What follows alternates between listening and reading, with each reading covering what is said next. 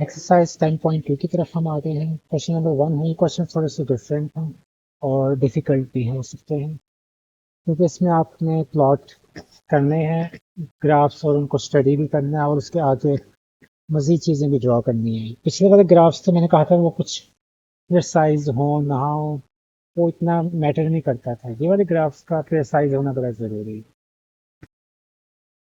तो सबसे पहले इसका ग्राफ बनाते हैं, सॉरी टेबल बनाते हैं पहले इसका।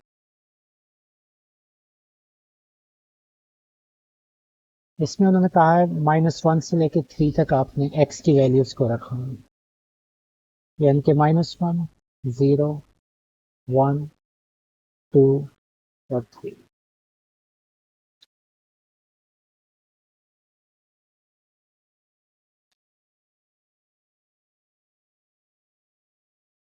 यस, तो बारी बारी कैलकुलेटर पकड़ लें, -1 इनकी जगहों पे पुट करना स्टार्ट कर दें ऐसे।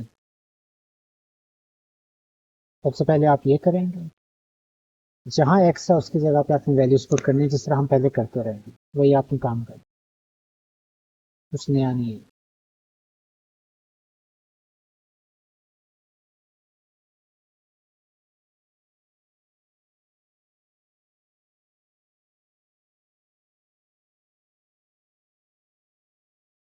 तो 9 आ जाएगा। तो -1 पुट करेंगे x की जगह पे तो 9 आ गया। 0 पुट करेंगे तो आपको यहीं से नजर आ रहा है 0, 0 सिर्फ 3 बच जाएगा। 1 पुट करें 2, -4, -2 और 1। उसके बाद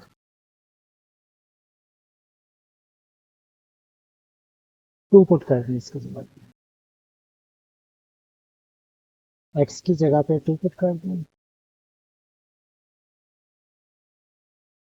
4, 4 to 8 तो 3 आ जाएगा। ये आप कैलकुलेटर से कर सकते हैं, जैसे कि मैं बार बार कह रहा हूँ, लेकिन मुझे अच्छा लगता है कि अगर मैं इसको जितना काम हो सकता है मेंटली या फिर लिख के वो मैं वैसे कुछ करना पसंद करता हूँ। और उसके बाद 3 पुट करना है आपने।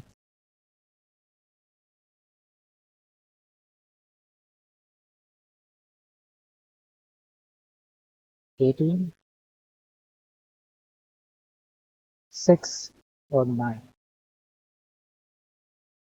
तो ये आपका टेबल आ गया। अब आपने ग्राफ बनाना। तो जैसा कि मैंने कहा था ग्राफ आपका प्रिसाइज होना चाहिए। Positive X axis, Y axis, इसके अंदर आपको सिर्फ ये चीज़ चाहिए। -1, 0, 1, 2, 3, 1, 2, 3, 4, 5, 6, 7, 8, 9। ये मैंने 9 इसलिए बनाया क्योंकि वाई की वैल्यू आपकी हाईएस्ट 9। सबसे पहले एक्स की वैल्यू -1 पे 9 जा रहा है। ये आपका -1 है, इसके ऊपर वैल्यू 9 है। ये 0 के ऊपर 3 है, 0 के ऊपर y की वैल्यू 3, 1 के ऊपर 1, x के 1 के ऊपर y की भी 1 वैल्यू, x2 तो y3, x2 तो y3, x3 तो y9, x3 तो y बिल्कुल उसके सीधे आएगा 9। अब यहाँ असली काम होता है, क्योंकि यहाँ मेरे पास कोई टूल्स नहीं है जिससे मैं, क्योंकि मैं फ्री हैंड ड्राइंग कर रहा हूँ और मेरे पास इसमें ज़्यादा फ्रिक्शन नहीं होती, तो कोशिश करते हैं सही बन जाए। ये ऐसे कर्व आएगी नीचे की तरफ ऐसे, और फिर इधर, और यहाँ से फिर ये दोबारा नीचे की तरफ। तो इस तरह कर्व बन रही है, क्योंकि आपको पता है कि ये क्वाड्रेटिक है। क्वाड्रेटिक्स के ग्राफ्स जो होते हैं ना, वो अमूमन जो बेसिक उसकी लुक होती है, जैसे मैंने पहले भी बताया था, ऐसी होती है। तो इनके ग्राफ्स की लुक ऐसे होती है, लेकिन बाजू का कुछ वो हो जाते हैं, कुछ आपको कंप्रेस्ड नज़र आ रहे होते हैं, कुछ आपको एक्सपेंडेड नज़र आ रहे होते हैं जिस तरह ये है, और बाजू का आपको इस तरह नज़र आता है।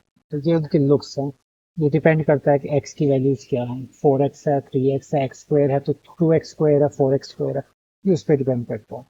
और बाकी जो शिफ्टिंग आती है वो इस वैल्यू से आती है कि +3 है या क्या है, उससे आपका ग्राफ ओरिजिन के अराउंड शिफ्ट हो जाता है।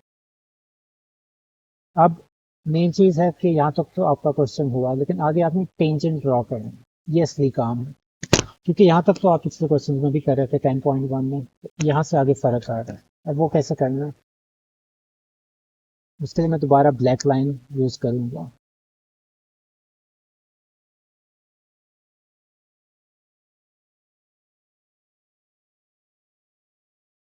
अब ये मैंने एक चीज़ ड्रॉ कर तो दी है, लेकिन आपने कैसे करनी है, मैं आप वो तरीका बता रहा हूँ। तो आप लोगों ने बिल्कुल स्केल लेना है, और यहाँ गौर से देखें उन्होंने क्या कहा हुआ है, 2 3 पे टेंजेंट ड्रॉ करना है, ड्रॉ टेंजेंट एट 2 3। तो 2 3 पॉइंट कौन सा है आपके पास, ये 2 x axis and 3 on the y axis.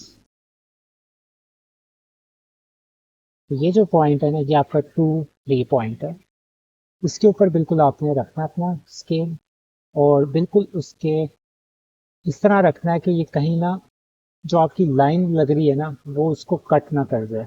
मैं आपको एक दफ़ा बता दूं टेंजेंट लाइन होती क्या है। Tangent line is a line which cuts the graph at a single point. तो फॉर एग्जांपल आपका कोई ग्राफ इस तरह जा रहा है, तो टेंजेंट लाइन इसके अक्रॉस कैसे बनेगी, ऐसे लगाएंगे हम जिस पॉइंट पे वो बता रहे हैं आपको लगाने के लिए। फॉर एग्जांपल अगर वो कहते हैं इस पॉइंट पे लगाएं, तो आप बिल्कुल इस तरह लगाएंगे लाइन कि वो सिर्फ एक पॉइंट को टच करे, इसको थोड़ा सा मैं ऊपर करके दिया, यहाँ इस पॉइंट को टच करे, वो किसी दूसरे पॉइंट को टच ना करे, क्योंकि आप हल्का सा इसको थोड़ा सा चेंज कर देंगे। फॉर एग्जांपल अगर मैं गलत लाइन लगाऊं तो ये ऐसे बनेगी। अब क्योंकि ये वो यहाँ से भी टच हो रही है, और एक और पॉइंट के मजीद वो स्ट्रीक बन जाएगी जो मुख्तलिफ पॉइंट्स पे टच करना स्टार्ट हो जाएगा। आपकी जो लाइन है वो फिर टेंजेंट नहीं रहेगी। टेंजेंट का मतलब है कि एक पॉइंट पे टच करना उसको ज़रूरी है। तो आपने इस तरह का ग्राफ बनाना, टेंजेंट लाइन ये होती है। तो यहाँ भी अगर आपने एक टेंजेंट लाइन लगानी है तो बिल्कुल ऐसे लगानी है, क्योंकि अभी ये ग्राफ अच्छा नहीं बना हुआ, ये हैंड ड्रॉन है। तो मैं थोड़ा सा मैं चेंज कर देता हूँ ग्राफ, यहाँ अच्छा नहीं लगा।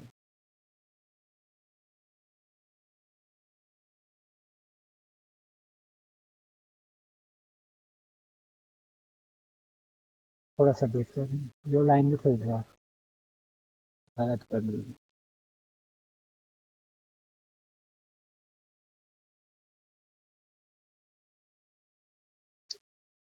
गुजारा नहीं। अब तो बिल्कुल गुजारा नहीं।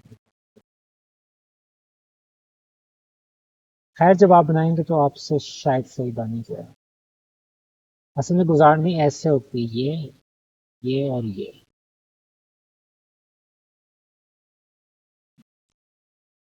कुछ बेहतर।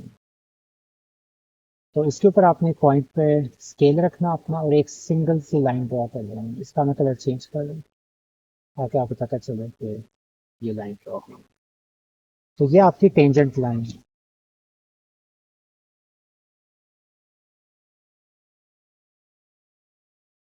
थोड़ा सा एक्सटेंड कर दो।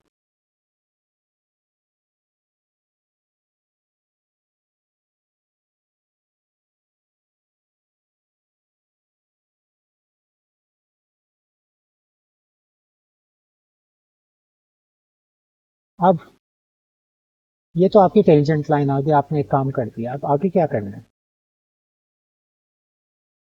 टेंजेंट ड्रॉ कर दिया, फाइंड द ग्रेडियंट। मैं थोड़ा सा ग्रेडियंट को समझा दूं, ग्रेडियंट क्या होता है। ग्रेडियंट हम कहते हैं स्लोप को, इसका दूसरा नाम स्लोप भी होता है, ग्रेडियंट भी यूज किया जाता है। अगर ओ लेवल्स की बुक देखेंगे तो उसके में ग्रेडियंट यूज ज़्यादा होता है। अगर आप 9th 10th की बुक देखेंगे, इसमें आप स्लोप यूज करते होते हैं वर्ड। स्लोप बिल्कुल वही चीज़ है जो आप स्लोप को समझते हैं, चढ़ाई या उतराई। आपके घर के आगे जो पोर्च हैं उसके आगे स्लोप्स होती हैं, गैराज हैं तो उसके आगे आपके पास स्लोप होती है। तो स्लोप या तो इस तरह हो सकती है या इस तरह हो सकती है। अगर लेफ्ट टू राइट जाते वक्त आपकी स्लोप ऊपर जा रही है तो वो पॉजिटिव सेल्फ स्लोप कहलाती है, और अगर वो नीचे की तरफ जा रही है तो नेगेटिव। और ये डिटरमिन करता है उसकी वैल्यू के साथ कि अगर उसकी वैल्यू -35 है तो नेगेटिव स्लोप है, यानी कि आप कह सकते हैं वैल्यू डिक्रीज कर रही है। और अगर फॉर एग्जांपल +35 है तो वैल्यू इंक्रीज कर रही है। तो स्लोप का यहाँ क्या काम है और कैसे निकालेंगे? इसका बड़ा एक सिंपल सा फॉर्मूला होता है स्लोप का या ग्रेडियंट का। उसमें आप क्या करते हैं, चेंज इन वाई वाली वैल्यू जो वो है उसके अंदर कितना चेंज आ रहा है, और डिवाइड कर देते हैं कि एक्स की वैल्यू में कितना चेंज आ रहा है। इसको अगर ओ लेवल्स की बुक के अंदर देखा जाए तो आप राइज ओवर रन भी कहते थे। अगर आप लोगों ने पहले पढ़ी हुई हैं ऑक्सफोर्ड की बुक्स, काफ़ी स्कूल्स के अंदर जहाँ वो मैट्रिक भी पढ़ाते हैं वहाँ भी पहले अमूमन ऑक्सफोर्ड की बुक्स यूज़ की जाती हैं। तो उसके अंदर राइज ओवर रन का कॉन्सेप्ट होता है कि आप एक जगह से कितना ऊपर जा रहे हैं और कितना आगे जा रहे हैं। फॉर एग्जांपल अगर आपका एक पॉइंट ये है तो यहाँ से कितना ऊपर है और कितना आगे है वो पॉइंट ओरिजिन से देखा जाता है। तो यही चीज़ है, आप यही चीज़ जज करनी होती है। फॉर एग्जांपल अगर 3 पॉइंट्स ऊपर है और 2 पॉइंट्स आगे है तो राइज ओवर रन 1.5 उसकी स्लोप हो जाएगी। तो यहाँ भी आप आपने यही चेक करना है, लेकिन मसला ये है कि यहाँ आपके पास पॉइंट्स नहीं है अभी। आपके पास जो पॉइंट्स आपने ढूंढने हैं ना वो आपकी इस लाइन के ऊपर होना चाहिए, स्लोप वाली लाइन, ब्लैक लाइन जो लगाई है। अब ब्लैक लाइन के ऊपर एक पॉइंट आ रहा है, वो ये वाला आ रहा है, क्योंकि एक पॉइंट पे तो टच कर रहा है ना ये, तो वो वाला पॉइंट ये है। तो दूसरा पॉइंट आप कैसे निकालेंगे? तो दूसरा पॉइंट ग्राफ क्योंकि आपने बना लिया, हमने बनाया हुआ है, तो हम ग्राफ के ऊपर से निकाल सकते हैं। ये देखिए, इस 3 पॉइंट को देखें कि ब्लैक लाइन पे कहाँ टच कर रहे हैं। तो ये तकरीबन यहाँ टच कर रहा है अगर आप बिल्कुल स्ट्रेट लाइन बनाएंगे, और ये फिर वाई पे कहाँ टच कर रहा है, ये। तो ये जो पॉइंट आ रहा है ना बेसिकली ये ग्रीन वाला ब्लैक लाइन पे, ये आपका बन रहा है 3 7 1 2 4 5 6 7 3 7। तो ये आपको पॉइंट मिल गया और ये वाला हमें पता है 2 3। तो ये जो 2 पॉइंट्स आगे ना इनका आपने डिफरेंस लेना। वाई वाली वैल्यू वाई में से सब्ट्रैक्ट हो जाएगी ऊपर, ये जो ये चीज और ये चीज, ये जो आपकी वाई वाली वैल्यूज होती है इनको सब्ट्रैक्ट करेंगे तो चेंज इन वाई आ जाएगा, ये जो मैंने पहले लिखा। और अगर मैं इसमें से इसको सब्ट्रैक्ट करूंगा एक्स में से एक्स को, तो ये आपका चेंज इन एक्स आ जाएगा। तो करते हैं 7 - 3, ये आपका ऊपर आ जाएगा, नीचे आपके पास क्या है 3 - 2।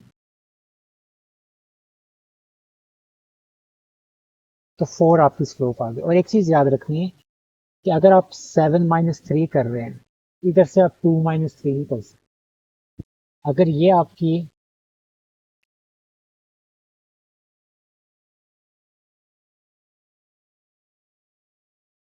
ये चीज होगी, अगर आप y2 - y1 कर रहे हैं तो नीचे भी x2 - x1 ही होगा। अगर आपने इसको कह दिया कि ये मेरा पहला पॉइंट है और ये दूसरा पॉइंट है, तो फिर वही कंडीशन रहेगी, फॉर्मूला फिर आप ये यूज करेंगे। अगर आप रिवर्स में यानी कि इसको आप इस तरह भी कर सकते हैं, y1 - y2 बिल्कुल कर सकते हैं, लेकिन फिर x1 - x2 होगा, फिर x2 - x1 होगा।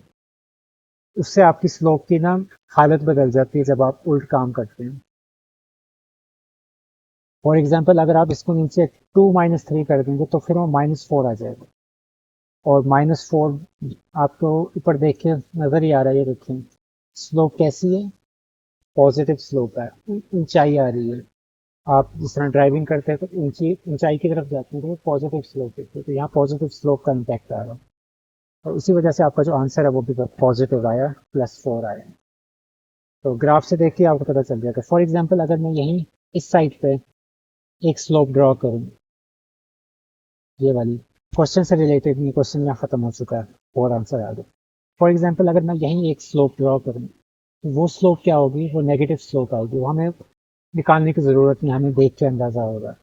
Going from left to right in X coordinate system, तो आपकी वैल्यू नेगेटिव आएगी इसके लिए, क्योंकि इस नेगेटिव स्लोप है।